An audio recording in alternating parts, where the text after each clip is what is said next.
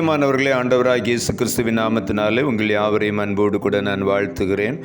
ஆண்டவர் கிருபையாய் நமக்கு கொடுத்த இந்த புதிய நாளுக்காக முதலாவது நாம் ஆண்டவருக்கு நன்றி சொல்லுவோம்.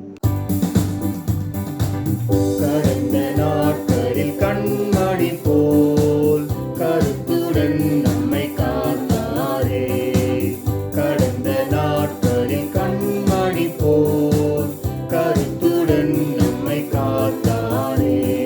கர்த்தரையே நம்பி ஜீவித்திட கிருபையும் ஈந்ததால் ஸ்தோத்திரிப்போமே. அற்புதமே அவர் நடத்துதலே, ஆனந்தமே பரமானந்தமே. நன்றியாருள்ளமே மிக பொங்கிடுதே, நாம் அல்லேலூயா துதி சாற்றிடுவோம். நன்றியாருள்ளமே மிக பொங்கிடுதே, நாம் அல்லேலூயா துதி சாற்றிடுவோம்.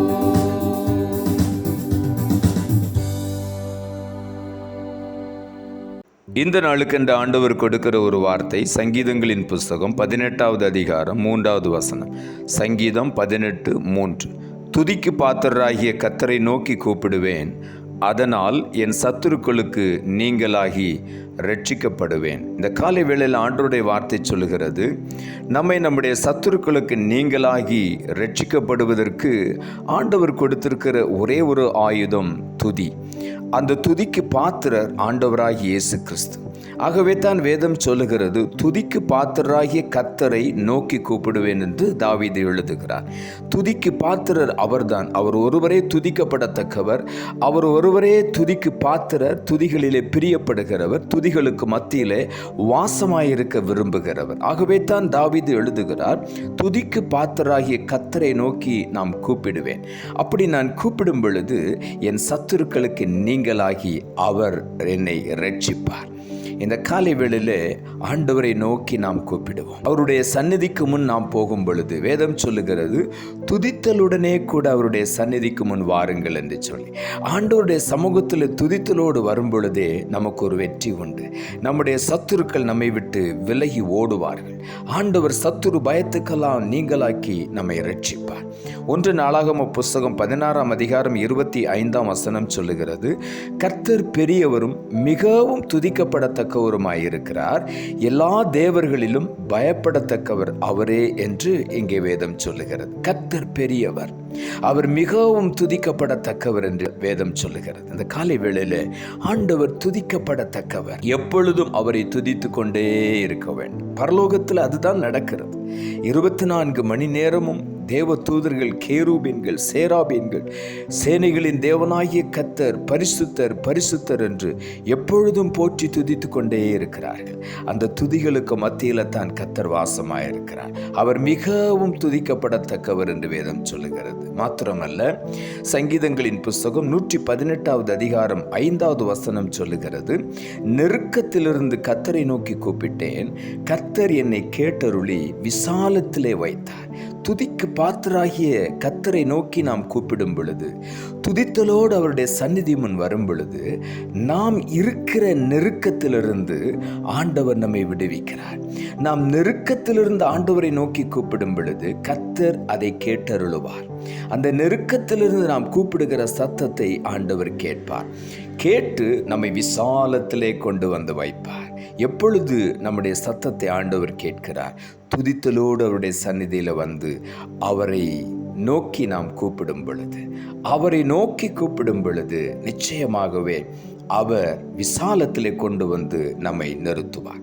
சங்கீதங்களின் புஸ்தகம் 145ஆம் அதிகாரம் 18ஆம் வசனம் சொல்லுகிறது, தம்மை நோக்கி கூப்பிடுகிற யாவருக்கும், உண்மையாய் தம்மை நோக்கி கூப்பிடுகிற யாவருக்கும் கர்த்தர் சமீபமாயிருக்கிறார்.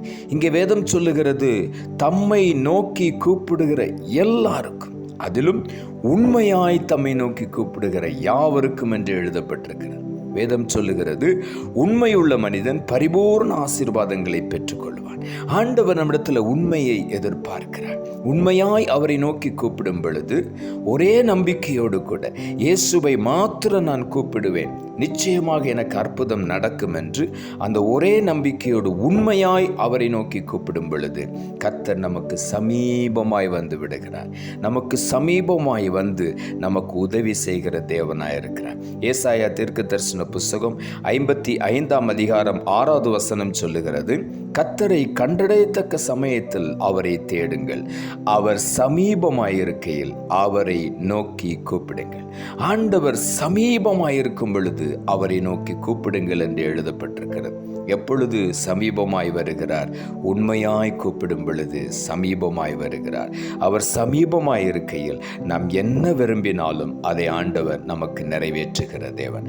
சங்கீதங்களின் புஸ்தகம் 107வது அதிகாரம் 19ஆம் வசனம் சொல்லுகிறது, தங்கள் ஆபத்திலே கர்த்தரை நோக்கி கூப்பிடுகிறார்கள், அவர்கள் இக்கட்டுகளுக்கு அவர்களை நீங்களாக்கி இரட்சிக்கிறார்.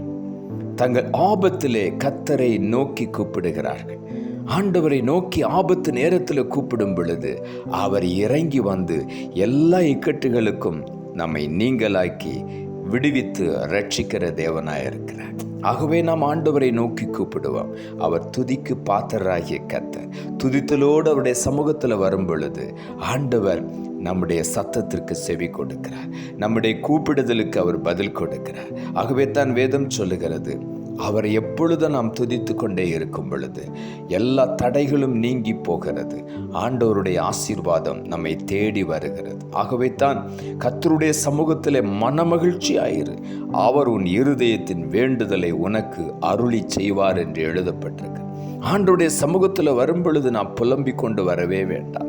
ஆண்டவரை துதித்து பாடிக்கொண்டே வரும் பொழுது ஆண்டவர் நம்முடைய கூப்பிடுதலுக்கு பதில் கொடுக்கிறார்.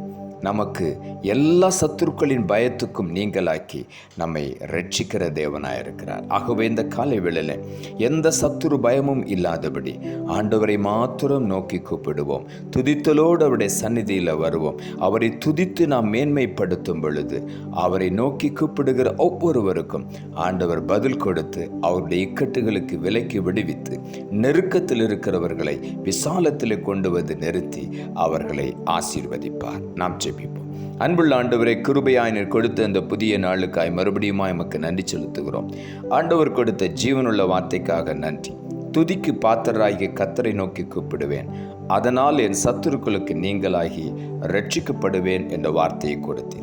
வசனத்தை கேட்டுக்கொண்டிருக்கிற ஒவ்வொருடைய வாழ்க்கையிலும் சத்துரு பயத்தோடு இருக்கிறவர்கள், பலவிதமான நெருக்கத்தில் இருக்கிற ஒவ்வொருவரையும் இந்த காலை வேளையில் துதித்தலோடு சமூகத்தில் வந்து உம்மை நோக்கி கூப்பிட ஆண்டவர் அவர்களுக்கு உதவி செய்யும். கூப்பிடும் பொழுது நீர் பதில் கொடுத்து உடைய இக்கட்டுகளுக்கெல்லாம் விலக்கி அவர்களை மீட்டு அவர்களை விசாலத்திலே கொண்டு வந்து நிறுத்தப் போகிறபடினாலும் நமக்கு நன்றி செலுத்துகிறோம். தாழ்த்தி உம்முடைய கரத்தில் ஒப்பு கொடுக்கிறோம். இரட்சகர் இயேசுவின் நாமத்தில் ஜெபிக்கிறோம் நல்ல பிதாவே, ஆமென்.